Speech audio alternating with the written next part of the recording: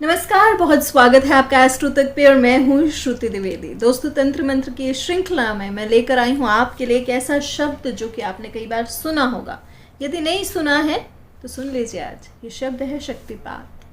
शक्तिपात होता क्या है शक्तिपात, चलिए जानते हैं।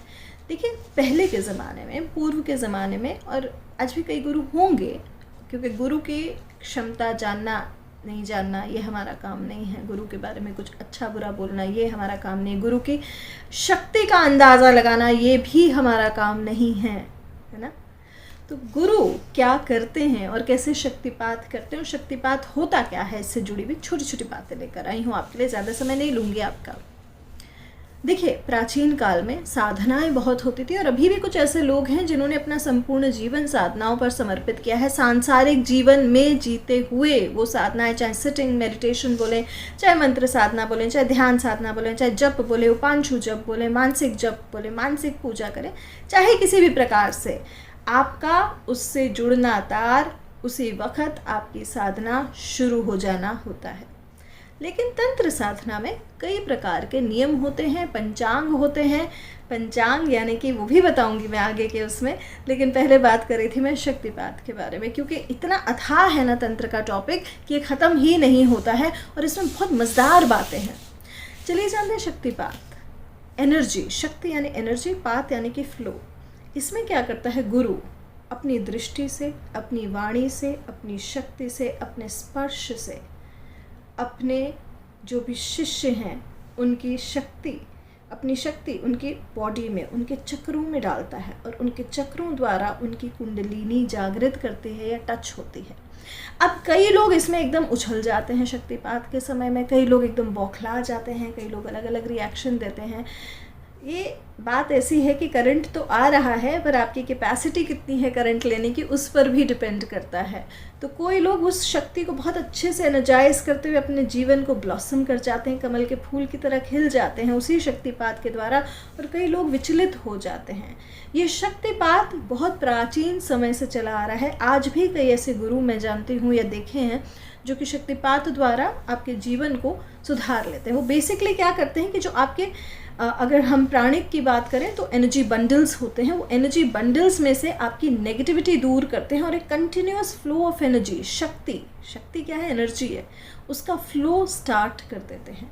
कुंडलिनी जागृत करना और एनर्जी फ्लो स्टार्ट करने में बहुत फ़र्क होता है। कुंडलिनी जागृत पूर्व जन्म के कर्मों के द्वारा ही होती है। कुंडलिनी जागृत करने वाले व्यक्ति को किसी भी प्रकार के जिसे कहते हैं भौतिक समस्याओं का सामना नहीं करना पड़ता। उसका लेवल अलग हो जाता है जीवन में। वो व्यक्ति होता है वो अलग समझ में आ जाता है। उसको ये मैटर नहीं करता है कि आज मेरा काम है नहीं है, इस व्यक्ति ने बुरा बोला, अच्छा बोला, मान मिला, सम्मान मिला, वो मौज में है। और वही कुंडलिनी जागृत करना होता है। और जो सच्चा गुरु होता है वो आपको आध्यात्मिक क्षेत्र में उन्नति कराएगा। वो ठीक है, हाँ, आपकी फिजिकल वर्ल्ड की प्रॉब्लम्स डेफिनेटली बहुत ज़रूरी हैं चैलेंज करना, क्योंकि हम भूमि पर आए हैं और भूमि से जुड़ी हुई हमारी जितनी जिम्मेदारियां हैं उन्हें हम बखूबी संपन्न करें। भूमि से जुड़े हैं तो इसके जितनी अच्छी अच्छी चीज़ें हैं उनका आनंद भी उठाना हमारे जीवन का एक जो है पार्ट है। नहीं तो ईश्वर बोलेगा कि आप अधूरा जीवन जी कर आए हैं। तो पूर्ण जीवन, एक होल, एक कंप्लीशन ऑफ लाइफ टाइम करने के लिए आपको एनर्जी लेवल्स को मैनेज करना बेहद आवश्यक है। और कई बार ऐसा होता है कि हम शक्तिपात तो चाहते हैं, कैसे करें? ऐसे में स्वयं कुंडलिनी स्तोत्र का पाठ करना शुरू करें। कहा जाता है ना, कई बार जो है पटरी पर चली हुई सड़क अंत में सही स्थान पर पहुंचा देगी।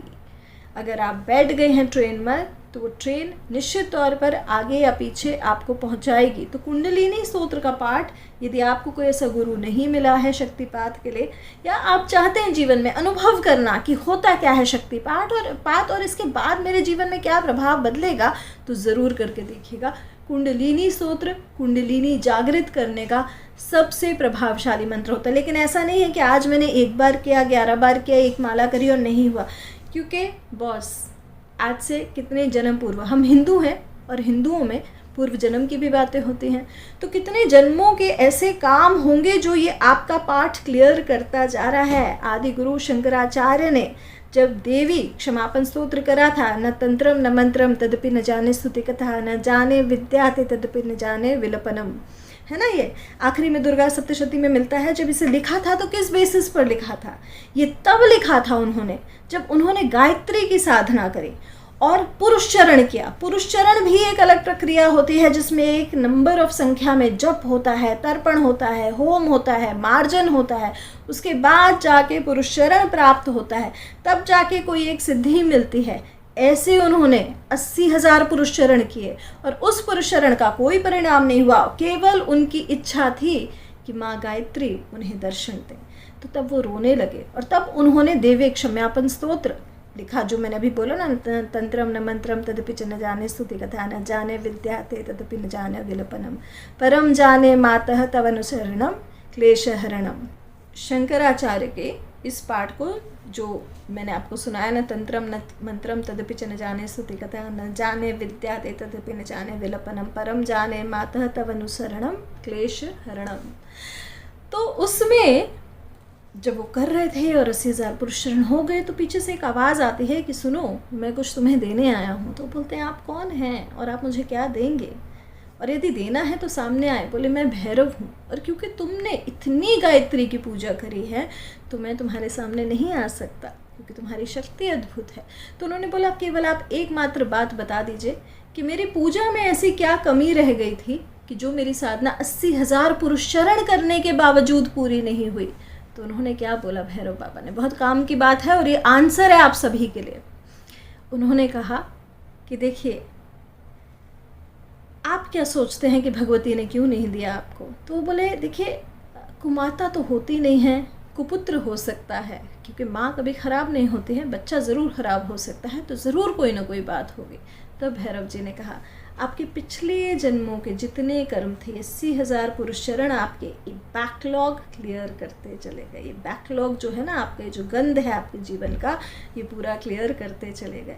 तो इसीलिए जब आप कुंडलिनी स्तोत्र करेंगे शुरू, coming back to the point, तो आप में से कई लोगों को लगेगा कि यार कुछ नहीं हुआ, आज तो कर लिया, कहीं से कोई मूवमेंट नहीं, एनर्जी नहीं मूव हो रही है, कहाँ है कुंडलिनी, हमारे बेस में मतलब रूट चक्र में बैठी रहती हैं और इसके जागृत होने से एकदम सुर से एनर्जी होती है। जैसे हम में से कई लोग जो ऐसे अचानक झटकते हैं तो कुंडलिनी चल रही है, दौड़ रही है ऊपर नीचे, कई लोगों को महसूस होती होगी, जानते होंगे, नहीं भी जानते होंगे। तो इस प्रकार से होता है। तो आप बिल्कुल हताश ना हो और अपने पाठ जो भी आप करते हैं, किसी भी प्रकार का करते हैं, वो करते रहें। कुंडलिनी जागृत करना एक प्रकार का शक्तिपात होता है और गुरु बिना किसी स्तोत्र पाठ के आपके जीवन में आपकी कुंडलिनी जागृत करने का प्रभाव रखता है। तो ये था शक्तिपात पे स्पेशल एपिसोड। ऐसी खास बातें लाऊंगी मैं आपके लिए केवल एस्ट्रो तक पे। नमस्कार।